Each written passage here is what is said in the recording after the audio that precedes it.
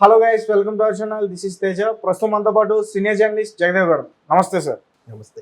So almost Pawan Kalyan గారు, చంద్రబాబు నాయుడు గారు కలిసి పోటీ చేసిన కూటమి గెలిచేసింది.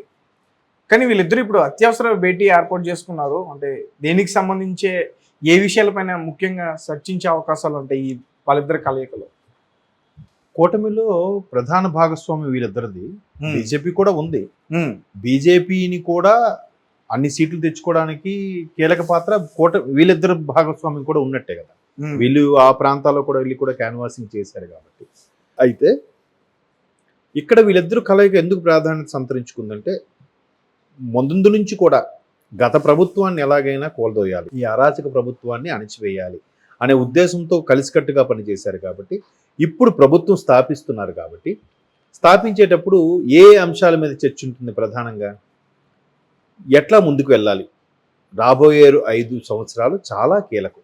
ఎంత కీలకం అంటే, ఫస్ట్ ఈ ప్రభుత్వం చాలా వాడేసింది, చాలా తినేసింది.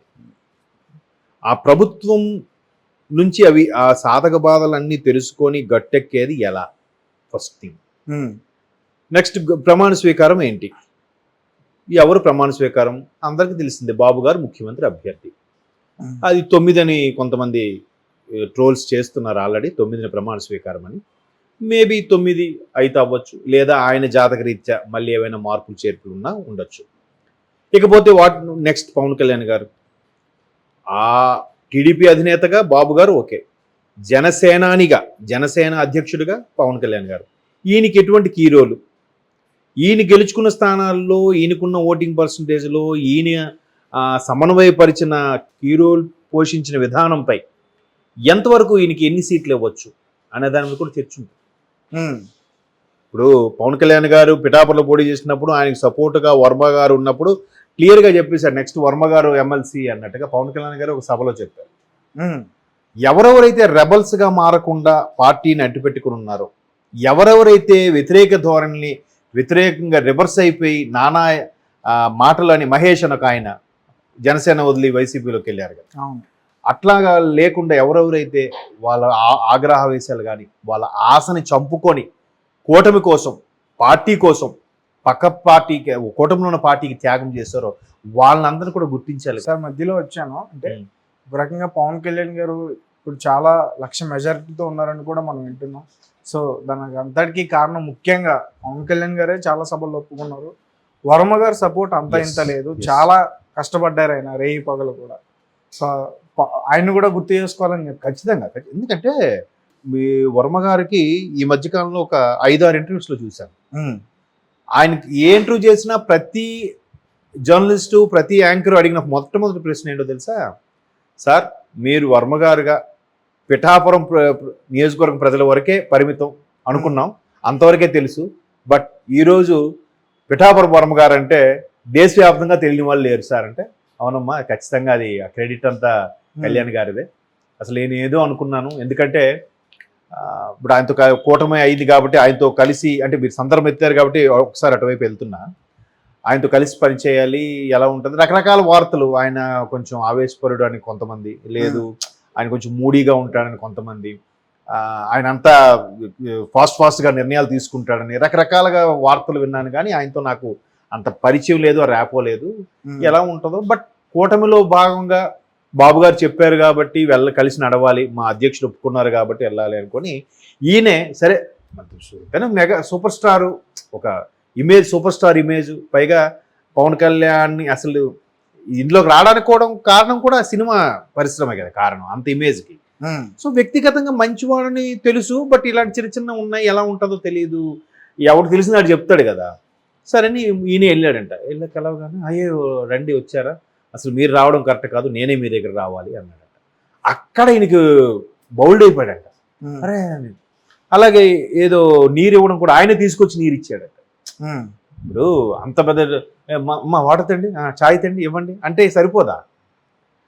అది అరే ఏంటి ఎంత డౌన్ టు ఎర్త్ ఉన్నాడు ఈయన, ఎంత ఒబీడియంట్గా ఉన్నాడండి, ఈయన యాక్ట్ చేస్తున్నాడా, నిజంగా ఆయన నేచరే అంత అనేలాగా. ఇప్పుడు నేను ఆయన దుక్కు చూసి చాలా మారానండి, చాలా నేర్చుకున్నానని కూడా వర్మ గారు స్టేట్మెంట్ ఇచ్చారు.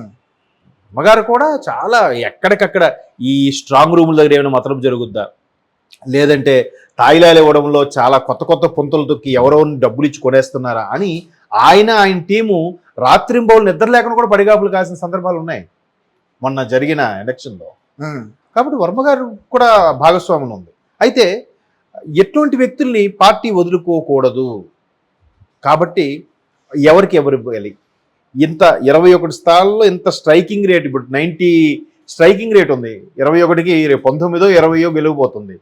మరి ఎన్ని మినిస్ట్రీ పదవులు ఇవ్వాలి, ఎవరెవరికి అందులో మళ్ళీ రానోళ్ళకి దాని కార్పొరేట్ నామినేటెడ్ పోస్టులు అంటారు, కార్పొరేషన్స్ అని, అవి ఎవరికి ఇవ్వాలి, ఇవన్నీ కూడా చర్చ ఉంటుంది. అయితే ఇవన్నీ ఒకే రోజు చర్చకు వస్తాయని కాదు, ప్రధానంగా ప్రమాణ స్వీకారం ఏంటి, ఎప్పుడు, ఎక్కడ చేద్దాం, ఎవరెవరు అతిథులుగా పిలుద్దాం. బట్ అందరూ వినపడే వార్త ఏంటంటే ఏ ప్రజావేదిక అయితే కూల్చారో అదే ప్రజావేదిక మరలా నిర్మిస్తూ అంటే ఎక్కడ కోల్పోయి అక్కడే మళ్ళీ వెతుక్కోవాలన్నారు కదా, అక్కడ నుంచే మళ్ళీ స్టార్ట్ చేయబోతున్నారు. కాబట్టి అక్కడే ప్రమాణ స్వీకారం చేస్తారు బాబు గారు అనే వార్తలు ఆయన కూడా స్టేట్మెంట్ ఇచ్చారు, అమరావతి నుంచే ప్రమాణ స్వీకారం ఉంటుందని. ఎందుకంటే రేపు రాబోయే రోజుల్లో రాష్ట్రంలో రెండో రాజధానిగా కూడా చేసే స్థాయికి అమరావతిని తీసుకెళ్లాలన్నది బాబు గారి విజన్. రెండో రాజధాని, ఎస్, అంటే హైదరాబాద్ని రెండో రాజధానిగా చేయాలని ఎప్పటి నుంచో ప్రపోజల్ ఉంది. కేంద్రపాలిత ప్రాంతం చేద్దామా, రెండో రాజధాని చేద్దామా అనే కూడా ఆలోచనలు మల్లగుల్లాలు పడుతున్నాయి. అవకాశాన్ని ఇటువైపు మన వైపు తిప్పుకుంటే అభివృద్ధి త్వరగా అవుతుంది కదా. ఇప్పుడు రెండో రాజధాని కాన్సెప్ట్ ఎప్పటి నుంచో ఉంది కాబట్టి ఉన్నప్పుడే ఉంది అంటే హైదరాబాద్కు ఉంది. ఎందుకంటే ఇప్పుడు ఆల్రెడీ రాష్ట్రపతి విడిది ఇవన్నీ కూడా ఇక్కడ ఉన్నాయి, మీకు ఐడియా ఉందో లేదో, ఆ దుడ్డిగల వైపు పెట్టే ఉన్నాయి. సో అట్లాంటివి ఇక్కడ పెట్టారంటే ఇప్పటి నుంచో ప్రపోజల్ ఉంది. కానీ తెలంగాణ ఆంధ్ర డివైడ్ అయిపోయిన తర్వాత వీళ్ళు కేంద్రపాలిత ప్రాంతం చేస్తారంటే ఒప్పుకోరు, ఎందుకంటే హైదరాబాద్ మా హక్కు, మాకు రాజధానిగా ఉండాలి అనే దీని మీద ఉంది. ఇంకొంతమంది అభిప్రాయం అంటే సౌత్ ఇండియాకి దేశ రాజధాని ఢిల్లీ కాబట్టి చాలా లాంగ్, సెకండ్ క్యాపిటల్గా దీన్ని పెడితే కొన్ని అయినా ఇక్కడగా మార్చితే బాగుంటుంది అనేది ఒక ప్రపోజల్ ఎప్పటి నుంచో ఉంది. బట్ అది ఇంప్లిమెంట్ అయితే అవ్వలేదు. సో అట్లాగే సెకండ్ రాజధానిగా కూడా కొంచెం డైవర్ట్ చేస్తే మనకి త్వరగా ఇది అవుతుంది కదా అనే ఆలోచన కూడా ఉన్నట్టుగా బాబు గారికి ఉన్నట్టు అని వార్తలు ఉంటున్నాను. మేబీ ఏదైనా ఈవెన్ ఒక సభలో కేటీఆర్ గారు కూడా చెప్పారు, నాకు ఆయన చెప్పే వరకు నాకు తెలియదు ఏంటంటే highest urban area land pooling ఉన్నది అమరావతి అంట. బట్ అది డెవలప్ అవ్వలేదు కాబట్టి మందే హైదరాబాదే పెద్దది, లేదంటే హైదరాబాద్ కన్నా అమరావతి పెద్దది అవ్వబోతుంది అర్బన్ ఏరియా అని చెప్పి కేటీఆర్ గారు ఒక స్పీచ్లో చెప్పారు. సో అంత విజన్తో ముందే రెడీ చేసి పెట్టుకున్నాడు ఆయన బాబు గారు. సో అట్లాగా మొన్న ఈ యుఎస్ వెళ్ళింది కూడా ఎలక్షన్స్ తర్వాత ప్రమాణ స్వీకారం అయితే ఎవరెవరిని ఆహ్వానించాలి, ఆహ్వానిస్తూనే వస్తూనే వాళ్ళని పెట్టుబడులు పెట్టండి అని రిక్వెస్ట్ చేసేలా కూడా ఆహ్వానించాడట ప్రవాస భారతీయులు వాడిని. అంటే ఆయన ఎంత ముందు చూపు చూడండి. వీళ్ళేమన్నారు వైసీపీ వాళ్ళు, వీళ్ళు ఎవరు ఎక్కడ మాట్లాడట్లేదు, కేవలం మేమే గెలుస్తాం, వాళ్ళు ఓడిపోతారు, అందుకే వీళ్ళు ఎవరు మాట్లాడట్లేదు అన్నారు. కానీ అదేదో సామెతలాగా మాట్లాడే ఇది కరవదు అన్నట్టుగా అట్లా జరిగింది, అది పక్కన పెట్టండి. సో మొత్తానికి ఎవరెవరికి ఏ శాఖలు ఇవ్వాలి, ఏంటి, ఎలా చేద్దాం అనేది మరి ఇద్దరు హెల్ప్ చేసినప్పుడు సమన్వయ కమిటీలు కూడా మీకు ఐడియా ఉందో లేదు, బాబు గారు జైల్లో ఉన్నప్పుడు కూడా తెలుగుదేశం జనసేన సమన్వయ కమిటీలు ఏర్పరిచినప్పుడు కూడా ఒక దేశం ఈ ఇరుగు పొరుగు దేశాలు ఎలా కూర్చొని మాట్లాడుకుంటాయో అలాగా వీళ్ళొక టేబుల్ వాళ్ళొక టేబుల్ కూర్చొని వీళ్ళ వైపు వీళ్ళ జెండాలు వాళ్ళ వైపు వాళ్ళ జెండాలు ఎగురుతూ చాలా చక్కగా మాట్లాడుకున్నాం డిగ్నిఫైడ్గా కార్పొరేట్ స్టైల్లో. అది సిస్టమ్ ఉండాలి దేనికైనా. సో అట్లా ఒకటన్నిటి మీద కూడా చర్చ జరగచ్చు. మేబీ మరలా ప్రధాని మోదీ గారు చీఫ్ గెస్ట్గా వస్తారేమో రేపు మరలా ప్రమాణ స్వీకారానికి.